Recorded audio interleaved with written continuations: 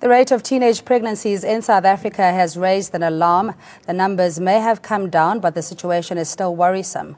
A response to a DA parliamentary question revealed that almost 9,000 pregnancies were reported in primary schools last year.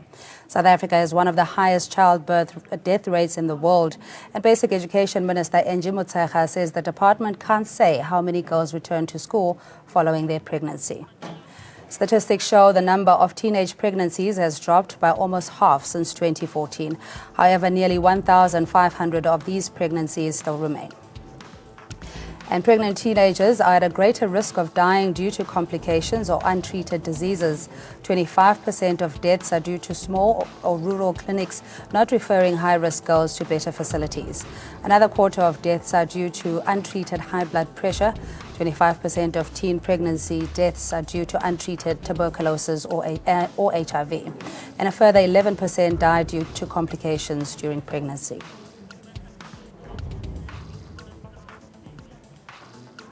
And joining us live in studio is Dr. Tlaleng Mofokeng, member of the Sexual and Reproductive Justice Coalition.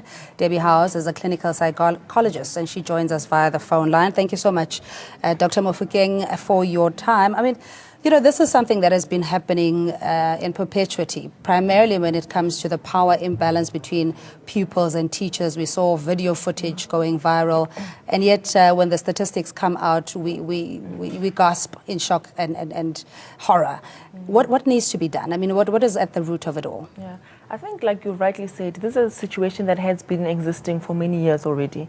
And I think, you know, until we have a comprehensive medical and a psychological response to issues of children in school being raped by their teachers or fellow learners, we will not see, you know, an improvement in the situation, because as things are being framed at the moment, you know, it's been referred to as learner pregnancy. So we're problematizing young women, firstly for having sex, and secondly, we're making as if, you know, adults raping young people, that's sex. And we sort of refer and use both as the same. So what's happening with a lot of these young girls is that they are being raped. They are being coerced into having sex with their teachers, either being threatened, you know, their livelihoods, or in terms of school outcomes and results and reporting.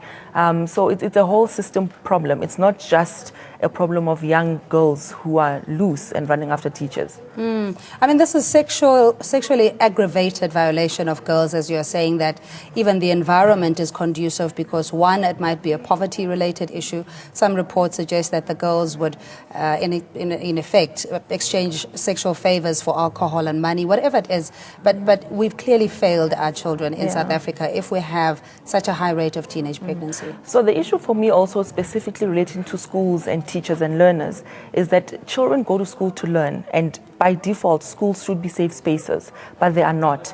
You know, as parents, when you leave your children in the care of school, you know, you should take it for granted that your children should be safe, and you can't do that in South Africa. And that is also a violation. I mean, children have a right to learn in safety without sexual harassment or rape by their teachers or fellow learners. And we need to look at it without, you know, making as if it's the girls who are the problem. And what about the other problems in the system that continue to perpetuate the rape culture that we see in schools? Yeah, no, sorry to break your word. We'll take your calls as well on 011-542-2186 with the alarming rate of teenage pregnancies in primarily rural and peri-urban areas. Debbie Howes is a clinical psychologist, joins us on the line. Debbie, just your reaction to the latest statistics, because we have this fascination with statistics without really trying to eradicate the problem or even being horrified by what's going on. Yes, it is disturbing, but I think it's also in direct correlation to a lot of the abusive way people are abusing power, a lot of anger that's going around. A lot of times teachers are very frustrated, very angry in their own lives, and then they take out their power on these innocent victims, often an expression of their own frustration, and they take their own power out over these innocent children. But it's also looking at the teenagers themselves who emotionally aren't getting their needs met a lot in their own parental systems. So often they look for that love and support in an abusive way with their peers, and then often they see it as an authority, which is some form of giving them that love. But it is a direct correlation related to people not getting their needs met and abusing their power. Yeah, just please stay on the line. We have to have Dr. Tlaleng Mofokeng on in the studio. I think we've highlighted what the possible causes, or that we can attribute to this high level of teenage pregnancies. But where is the sex offenders register? Where are the conviction rates where there has been evidence of rape in schools? It's very poor. We know that even positive DNA identification doesn't result always in conviction. So it's a very long journey to even get to a court case, because we assume that they are post-trauma centers. And the reality is that most people in South Africa who are raped don't know where to go. So a lot of the cases are underreported, and those that are reported are not even investigated properly. And even where you do have cases go to court, people don't even get the maximum sentence. So there's a general feeling that, people can get away with this. South Africa doesn't value its women or its children, and we are almost always to blame when things go wrong. And we'll never actually get to the right solutions because we're not even asking the right questions as yet. Yeah, Debbie, what Dr. Mofokeng is saying essentially is the misogyny and the patriarchy, as you were saying, in terms of the power imbalance. And yet we don't see enough outcry, short of the most recently a march to Noord taxi rank, regarding how a woman should carry herself and what not to wear.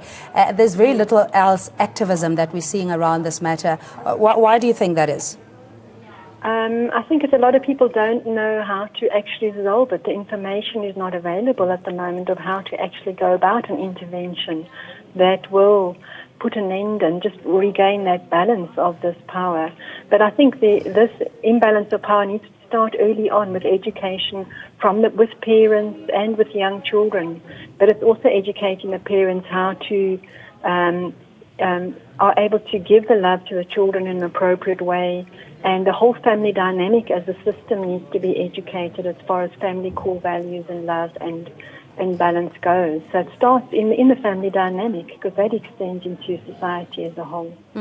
But Dr. Mofokeng, also the fact that this is not a nucleus, ideal family situation where we found there's dual parents, biological parents. In most cases, it's either blended families or even child-headed families. So to say a child ought to have a loving environment, and in the absence of that and the reality with the socio-economic situation in the country, they were already set up to fail. They're already disempowered. And that's the systemic oppression that we keep talking about, the systemic violence. Because if you say now, parents should, a lot of children don't have the typical family unit. So unless schools are empowering young people with comprehensive sexual health education, which not only encompasses the safety of sex, but in terms of consent, what is consent for sex, so that you can identify when someone is raping you or harassing you, information on where to go if you need contraceptives. But if the health system, for example, is not catering for young people, the clinics are closing early, they're getting scolded when they come to clinics in school uniform, they don't have access to contraceptives. And also the same young women, in schools, they've only been taught about abstinence. And how are they abstaining when a lot of young people in South Africa are actually being raped? So how do you abstain from being a rape as a victim? So I think we put in the burden on victims, and we as a system, the health education, the Ministry of Health, policing, justice, NPA, everybody has to own up in terms of the type of letdown that they're giving to young women. Yeah, and where are the men, to stand up in this particular situation? We have Mealani in Pretoria and Themba in the Vaal. Mealani, good evening to you. Hi, good evening. Hi, yes, what's your view or comment? I just feel that they're blaming the girls for everything. It's not only the girls, it's the boys as well. But I also feel they should raise the standard again to the age of 16 for consensual sex. The girls don't really know what's going on under the age of 16. Definitely, you know what I mean? Yeah, to empower them more. But in the absence of adults, or especially in environment, Melanie, where children ought to be protected. We're talking about school premises being used, be it a laboratory or a cottage behind the classrooms where most of these incidents happen. Yes, but the parents of boys should teach their kids to respect women as they respect their mother. If they don't respect their mother, they are not going to respect any other girl. I hear you. Thank you so much for your call, Melanie in Pretoria, and Themba is in the Vaal. Good evening to you. How are you? I'm good. How are you? I'm fine. Look, there was a time, I think it's time to expose some officially, especially on the Department of Education. Look, there was a time where I was doing Zola 7, was doing a program of Zola 7. My program with Zola, he was appeared on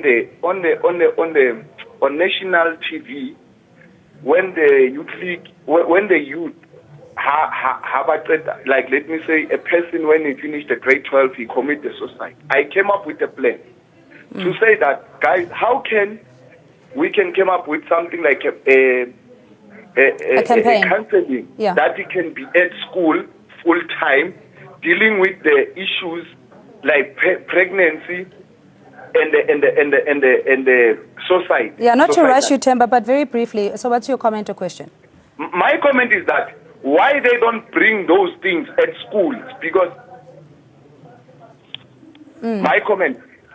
Yeah, no, your TV set is on, but I think we get the gist of it. Thank you so much. Have these programs failed? Because one, there was life orientation as opposed to career guidance, and then there's, some form of sexual education in schools. Are they not effective? I think what we need, and which is actually part of the problem, is that even adults, policymakers, implementers, service providers themselves haven't taught comprehensive sexuality education. So people feel the discomfort of having the word sexuality education, and they think that means teaching children how to have sex. And therefore you will find, at meetings on the national department level where, people are still questioning what does comprehensive sexuality education even mean. So when are we ever going to get to the crux of the matter in terms of content and preparing young people to make informed choices? So that's where the problem lies, Cindy, is that we're still stuck in defining concepts when there's literature reviews. There's Professor Catriona in Rhodes, who has done a quite extensive literature review in terms of teen pregnancy, how it's framed, and then how people view that. Also comprehensive sexuality, in terms of what are the young people wanting to know. MSF did a very good study in Rustenburg last year on the very issue of learner rape and high pregnancy rates. Yeah. We need to be using this information.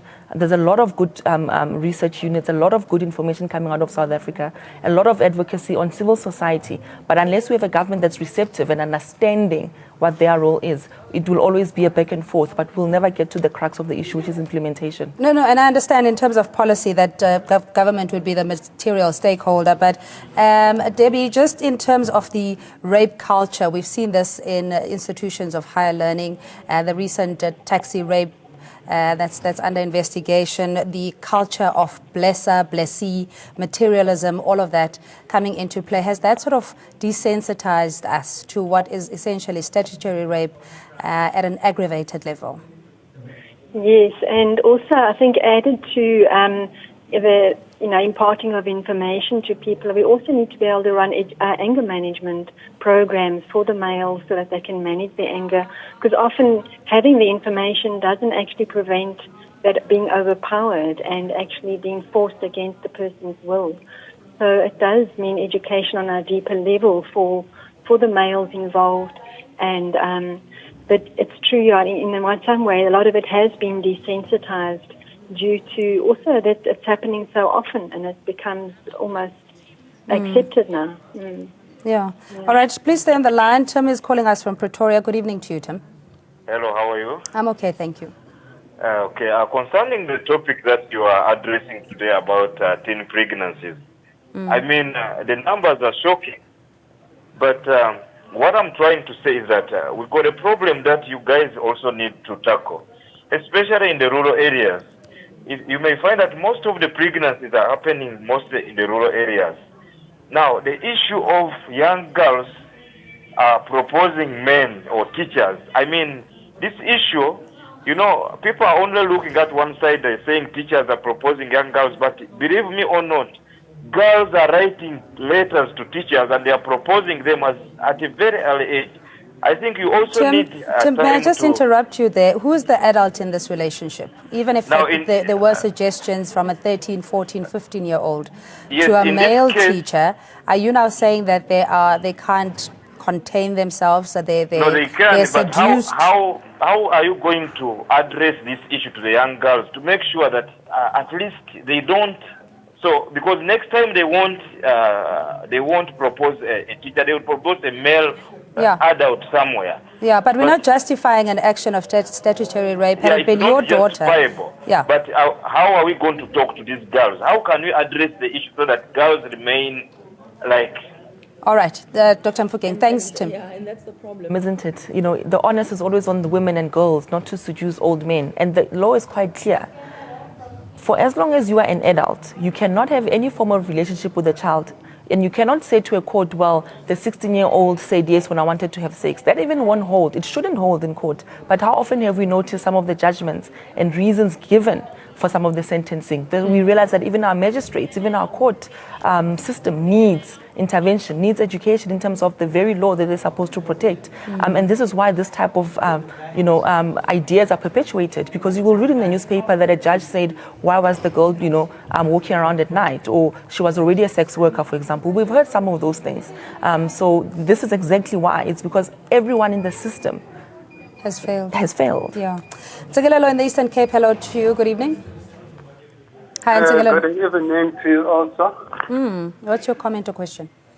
Okay. On the issue that you are talking about on child pregnancy, I think that the way you can tackle it is not how to teach only the children, because charity does not begin at school, it begins at home. If you can focus on teaching the parents how the children should behave, firstly at home, firstly in the society, now they can take that everywhere. Because in an ideal world, in Tsegelelo, and I totally agree with you, but we're talking about vulnerable children who are left to their own volition because there are no parents due to HIV, AIDS, or whatever other situation. So where is that child supposed to get protection and nurturing if it's not in school? And there are these predators that are already lurking there to take advantage of them. So, but, point taken. Debbie, just going forward, I mean, people watching and they may have a concern around their child being actively involved in sexual activity, etc.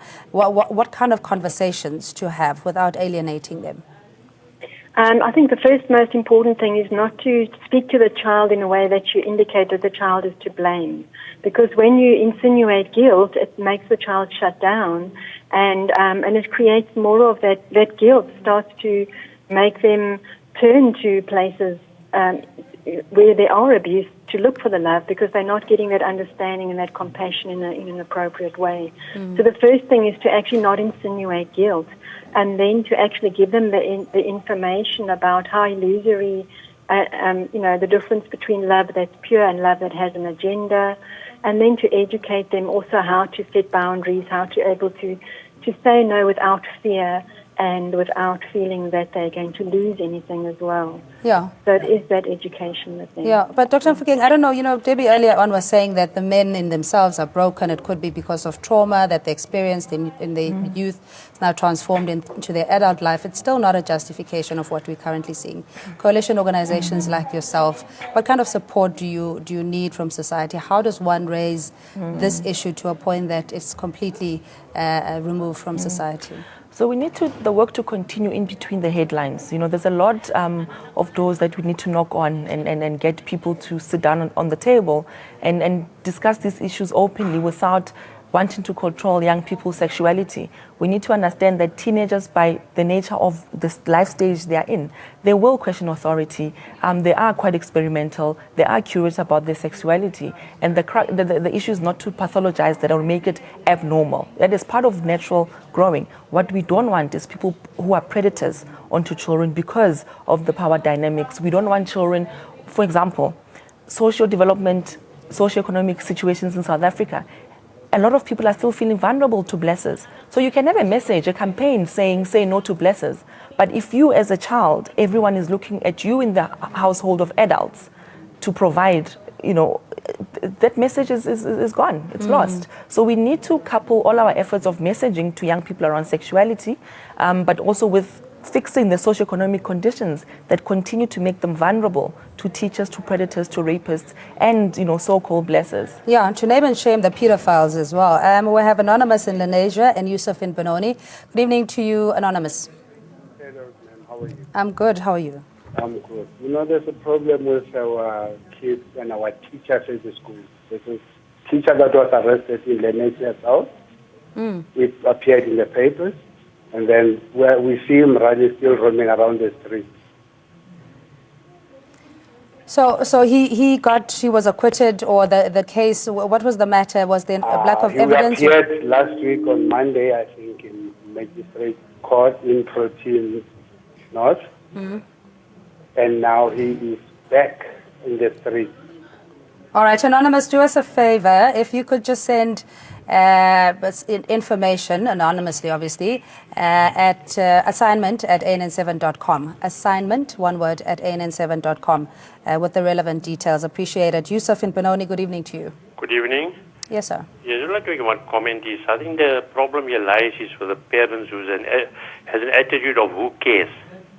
And then, of course, the other kids also want to experiment what they see on the cell phone and on TVs and computers and that.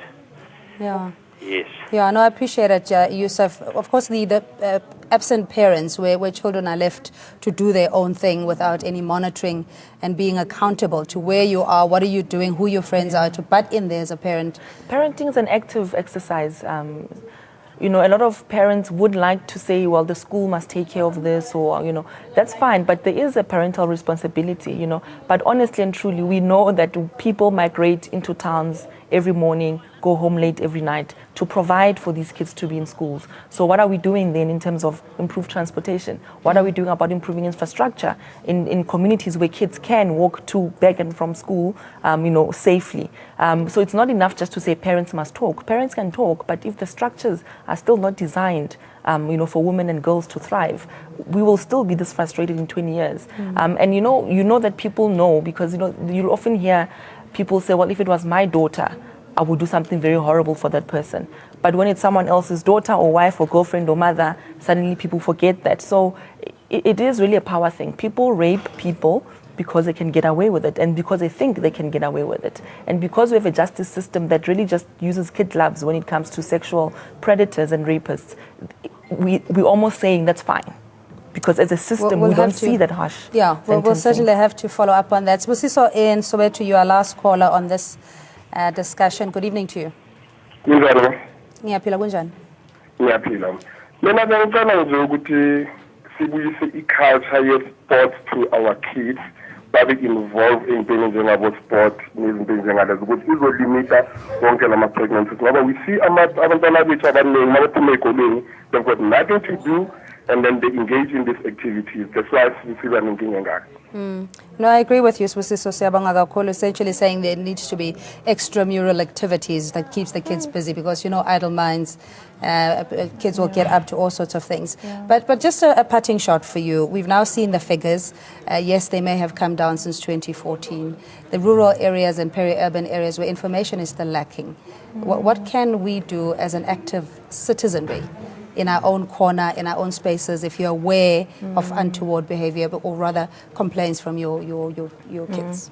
I think it's for everyone, adults, children included, to be open-minded when it comes to comprehensive sexuality education, because it's more than just safety around sex. It teaches young people how, you know, issues of consent. It builds their self-esteem, that confidence for them to make informed choices later on. But it builds relationship and trust between parents, caregivers, and teachers if it's done well, because they can let you know early on if someone starts grooming them because they know the symptoms or the signs. When an adult, you know, starts offering to give them taxi rides, for example, a child can disclose to you sooner. Find out with your ward councillors, why is there no post-trauma center that's open 24 hours? Take it up with your parliamentarians. Support civil society organizations, you know, on the national level, but also let's be accountable. Let's find out from the Ministry of Health, Education, what their plans are. All right. Thank you so much, Dr. Tlaleng Mofokeng. Just a bit quickly, the pedophile list, if there is such a thing, and why isn't there one in this country? No, I don't think there is a paedophile listed there, but also talking on that point, it's also to know that adults are all often operating on an emotional level of a child themselves, especially pedophiles, which they emotionally don't have that maturity. And often our parents and teachers, even though they are in places of authority, they're often also emotionally not operating on the level of an adult. So the education process needs to extend also to the emotional maturity of adults who are in charge, whether it be parents or teachers. So because children learn by role models from what they experience. Debbie, we're going to have